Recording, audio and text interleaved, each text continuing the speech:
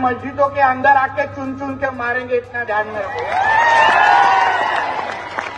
मुसलमान किसी से डरता नहीं है, मुसलमान किसी के बाप से डरता नहीं है।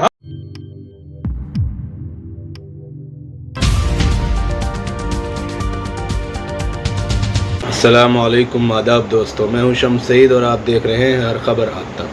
दोस्तों, जो खबर आज आपसे साझा करने वाला हूं और शेयर करने वाला हूं वो महाराष्ट्र से जुड़ी है।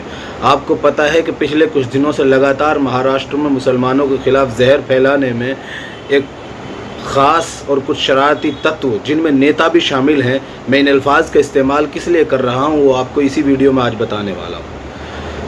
लगातार मुसलमानों के खिलाफ, चाहे वो नेता हों, चाहे वो बीजेपी के नेता हों या कुछ दूसरे शरारती तत्व हैं, वो कोई कसर नहीं छोड़ रहे हैं।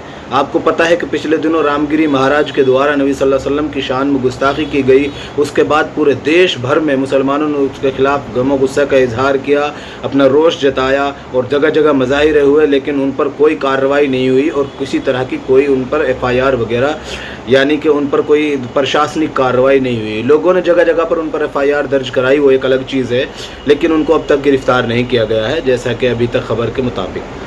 आज दोस्तों, जो आपने शुरू में जो झलक देखी है, ये तस्वीर देखी है जिसमें साफ तौर पर कह रहे हैं कि मुसलमानों को मस्जिद में घुस कर चुन चुन कर मारेंगे। ये बीजेपी के नेता हैं, नीतीश राणे इनका नाम है, और ये कोई नई चीज़ नहीं है, इनका विवादों से पुराना नाता रहा है। कुछ दिनों पहले जुलाई के महीने में शायद इन पर और एक केस दर्ज हुआ था इसी तरह का हेट स्पीच देने का। आपको बता दें कि उत्तर प्रदेश में भाजपा में ख़ास तौर से कुछ नेता ऐसे हैं कि जो जब भी मुंह खोलते हैं तो वो जहर उगलते हैं। ये तमाम तर लोग सिर्फ़ और सिर्फ जब इन्हें लोग भूलने लगते हैं तो इनको काम तो करना नहीं होता, ये सिर्फ अपनी जो है ज़बान से जहर उगलकर एक दूसरे समुदाय के ख़िलाफ़ और लोगों को भड़काते हैं और इनका कोई काम नहीं होता है। अभी इनका ये जो पूरी स्पीच मैं आपको सुनाना चाहता हूँ, ये इन्होंने एक ऐसे प्रोग्राम में दी है जो ऑलरेडी कंट्रोवर्शियल चल रहा है, जो जिस शख्स को ऑलरेडी कंट्रोवर्सियों ने घेर रखा है उसी के सपोर्ट में इन्होंने ये प्रोग्राम किया है और मुसलमानों को साफ तौर पर ये कहते हुए धमका रहे हैं कि जो मैं हिंदी में उस भाषा में तुमको धमकी दे रहा हूँ जो भाषा तुमको समझ में आती है। आप ज़रा इनका ये भाषण सुनिए, उसके बाद मैं आपको बताऊँगा और ये भी बताऊँगा कि इनको मुँह तोड़ जवाब किसने दिया है। नहीं तो बोलते, ये तो मराठी में बोल के गया, मेरे को कुछ समझा ही नहीं, इसलिए तेरे को जो भाषा में समझता है ना वो भाषा में धमकी देके जा रहा हूँ। हमारे रामगिरी महाराज के खिलाफ अगर कुछ भी मस्ती तुम लोगों ने किसने भी की तो तुम्हारे मस्जिदों के अंदर आके चुन चुन के मारेंगे, इतना ध्यान में रखो।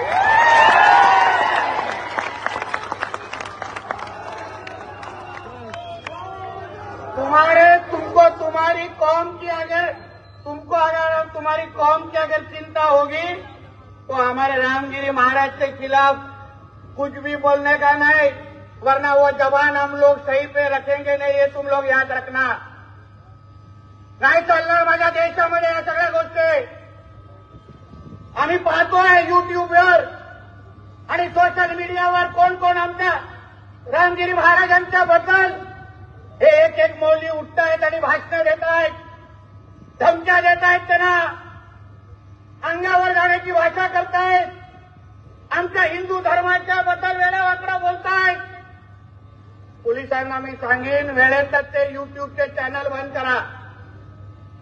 प्रत्येकावर आमचं लक्ष आहे, नाहीतर कुठेही तो त्यांचा कोण धर्मगुरु। दोस्तों की ये जो वीडियो आपने देखा, ये जो प्रोग्राम है ये महाराष्ट्र में हुआ है और ये रामगिरी महाराज जिन्होंने नबी पाक की शान में गुस्ताखी की और उन पर प्रॉफिट मोहम्मद साहब के जो है शान में गुस्ताखी को लेकर जो मुसलमानों का आरोप है और उनको गिरफ्तारी की जो मांग चल रही है, उनके सपोर्ट में उतरकर ये जो है इस तरह का प्रोग्राम में शामिल होकर मुसलमानों को धमका रहे हैं। अब आप अंदाज़ा कीजिए कि जिस तरह से एक तरफ मुसलमानों पर जुल्म ज़्यादतियाँ कम नहीं हो रही हैं, कहीं उनको बीफ खाने के शक में मार दिया जाता है, पीट पीट कर उनका जो है हत्या कर दी जाती है, कहीं उनको जो है ट्रेन में बुज़ुर्ग हों, चाहे बूढ़े हों, चाहे बच्चे हों, जिस भी शक्ल में हों, जहाँ जिस भीड़ को समझ में आता है वहाँ उन मुसलमानों को मारना और पीटना शुरू कर देते हैं। और कहीं मुसलमानों को गौ हत्या के और गौकशी के शक में जो है पीट पीट कर हत्या कर दी जाती है। कहीं किसी आरोप में, कहीं किसी आरोप में, चाहे नौजवान हो, बूढ़े हों, कोई भी फिलहाल मुसलमानों का कुछ ठिकाना नहीं है कब कहाँ और किसके साथ ये वारदात हो जाए, जिस तरह के आजकल हालात चल रहे हैं। ऐसा नहीं कि हम किसी के जो है धमका रहे हैं या किसी को डरा रहे हैं। अब दोस्तों ये वीडियो आपने देखा जिसमें साफ तौर पर ये जहर उगल रहा है। आपको ये भी बताएंगे कि इन पर अभी तक कोई कार्रवाई हुई नहीं हुई, लेकिन आपको उससे पहले ये दिखाना चाहेंगे कि एमईएम के जो नेता हैं, असदुद्दीन ओवैसी के नेता वारिस पठान, जो पिछले दिनों नबी सल्लल्लाहु अलैहि वसल्लम की शान में गुस्ताखी को लेकर जो मुजाहरे में शामिल होने जा रहे हैं, तो उनको गिरफ्तार भी कर लिया गया था, उसके बाद उनको छोड़ दिया गया, अलग चीज़ है कि लेकिन उन्होंने इनको मुंहतोड़ जवाब दिया है और कहा है कि मुसलमान किसी के बाप से नहीं डरते। आप ये तमाम तर बातें उनकी भी सुनिए। उन्होंने ये सवाल खड़ा किया है कि जिस तरह से जहर उगल रहे हैं, अगर इनकी जगह कोई मुसलमान नेता होता है, किसी मुसलमान ने इस तरह का बोला होता तो अब तक उन पर बिल्डोजर चल जाता और उन पर पता नहीं कितने केस और धाराएं दर्ज हो जाती।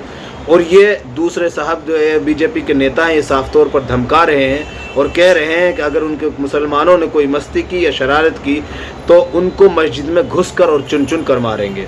आप ज़रा ये वारिस पठान का बयान सुन लीजिए, उसके बाद हम आपको ये भी बताएंगे कि इन पर अभी तक कोई प्रशासनिक कार्रवाई हुई या नहीं हुई। महाराष्ट्र में चुनाव होने वाले हैं, विधानसभा का चुनाव अन करीब है। भाजपा की जो सरकार है महाराष्ट्र में, ट्रिपल इंजन शिंदे सरकार, फडणवीस, अजीत दादा, ये तमाम लोग चाहते हैं कि महाराष्ट्र का वातावरण बिगड़े। ये लोग महाराष्ट्र के अंदर जो शांतिपूर्ण वातावरण को खराब करना चाहते हैं। ये लोग सांप्रदायिक तनाव क्रिएट करने की कोशिश कर रहे हैं, पोलराइज करने की कोशिश कर रहे हैं, अपीसमेंट की पॉलिटिक्स कर रहे हैं ये लोग। इसलिए आए दिन अपने टट्टुओं को भेजते और अनाप शनाप बकवास इनके टट्टू करते रहते हैं। जाओ मुसलमानों को गाली दो, इस्लाम के खिलाफ अनाप शनाप बकवास करो, अपनी सियासत को चमकाओ। पहले आया रामगिरी, उन्हें हमारे हुजूर मोहम्मद मुस्तफा सल्लल्लाहु अलैहि वसल्लम की शान में गुस्ताखी की। तमाम एफआईआर उसके खिलाफ महाराष्ट्र राज्य के अंदर हुए, देश भर में, आज तक उसको अरेस्ट नहीं करती। हमने प्रोटेस्ट किया, क्या फायदा, अरेस्ट ही नहीं कर रही सरकार उसको। ट्रेनों के अंदर मुसलमानों को दाढ़ी टोपी देख के मारा जाता है, सरकार खामोश बैठती है। अब कुछ नहीं हुआ तो ये देखिए, आज ही अहमदनगर के अंदर बीजेपी के सिटिंग एमएलए है ये राणे नीतेश, अनाप शराब बकवास की इन्होंने, पूरी तरह से मुसलमानों के खिलाफ जहर सा घोल दिया। उनका अब स्पीच देखिए पूरा, वो बोल रहे हैं कि हम 90% है, वो 10% है, हमको सिक्योरिटी की क्या जरूरत है, हम ऐसा कर देंगे, हाथ टांग उनकी बराबर कर देंगे। वही नहीं रुकते, आगे चलकर बोलते हैं कि अगर किसी ने हाथ भी लगाया तो हम मस्जिदों में घुस घुस के चुन चुन के मारेंगे। ये किस तरह का भाषण का प्रयोग किया जा रहा है। और शिंदे साहब, फडणवीस साहब सब खामोश क्यों बैठे, क्यों एक्शन नहीं ली जाती उनके ऊपर, क्यों सुप्रीम कोर्ट के गाइडलाइंस को फॉलो नहीं करते। ये हेट स्पीच है, ये भड़काऊ भाषण है, उनके खिलाफ एफआईआर करो, अरेस्ट करो। देखिए सब एक चीज साफ है, मुसलमान किसी से डरता नहीं है, मुसलमान किसी के बाप से डरता नहीं। हां, हम संविधान के दायरे में रहकर कायदे कानून का पालन करते हैं और अपनी बात रखते हैं। और आज भी वारिस पठान रिक्वेस्ट कर रहा है, कायदे के दायरे में रहकर कानून का पालन करते हुए, कि इस तरफ की जो अनाप शराब बकवास कर रहे हैं ये लोग, उसको बीजेपी की सरकार रोके। हम चाहते हैं कि वातावरण ना खराब हो महाराष्ट्र का। ये संविधान का पालन नहीं करते, सरकार खामोश बैठी है। हमारी मांग है सरकार से कि फौरन इन हेट स्पीच देने वालों के ऊपर एफआईआर करके इनको अरेस्ट करे, जेल में डाले, फास्ट ट्रैक कोर्ट में केस चला के इनको जल्दी से जल्दी सजा मिले, ताकि पूरे देश में एक मैसेज जाए कि कोई भी सांप्रदायिक दंगा भड़काने की कोशिश करेगा, इस तरह की बकवासबाजी करेगा, उसके खिलाफ सख्त कायदा कानून लिया जाएगा, सख्त स्टेप्स लिए जाएंगे। तो आपने ये तमाम तर चीज़ें सुन ली और आपको बता दें कि जो एक्टर एजाज खान है उन्होंने भी इनको जवाब दिया है और कहा है कि किस नशे में हो। उन्होंने तो इनका जो है मजाक उड़ाया है और कहा है कि शायद कुछ शराब वराब के ताल्लुक से भी इन पर जो टिप्पणी की है कि सुबह सुबह देसी लगा ली थी या क्या था, मियाँ भाई अभी जागा नहीं है वगैरह वगैरह। उसकी जो हम वीडियो साइड में हम आपको चला रहे हैं और दिखा रहे हैं। लेकिन दोस्तों आपको बता दें कि इन पर 2 एफआईआर दर्ज हुई, इन पर 2 मुकदमे दर्ज हुए हैं।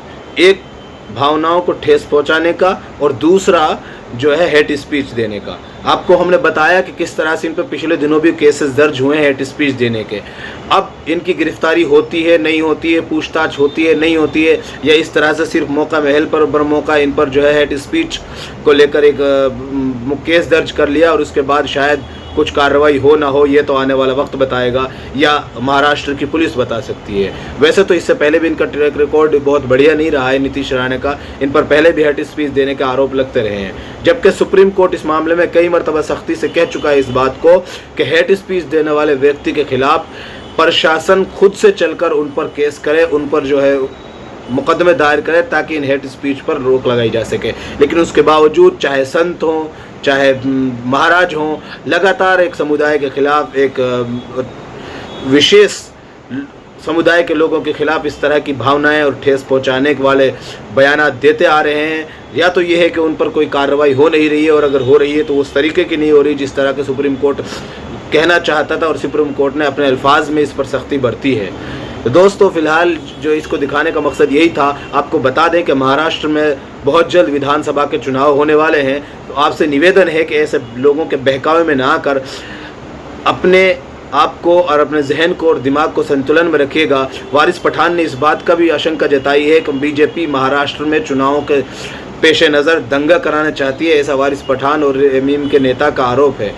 फिलहाल इस वीडियो को दिखाने का मकसद सिर्फ यही था ताकि आप लोगों तक ऐसे लोगों की बातें पहुंच सकें जो लोग समाज में नफरत फैला रहे हैं, उनसे आप होशियार हो सकें। फिलहाल इस वीडियो में दोस्तों इतना ही। आगे फिर मुलाकात होगी आपसे किसी ऐसी खबर के साथ। तब तक के लिए जय हिंद। फिलहाल इन तस्वीरों में इतना ही दोस्तों। आगे फिर मुलाकात होगी आपसे किसी ऐसी खबर के साथ। तब तक के लिए जय हिंद, धन्यवाद।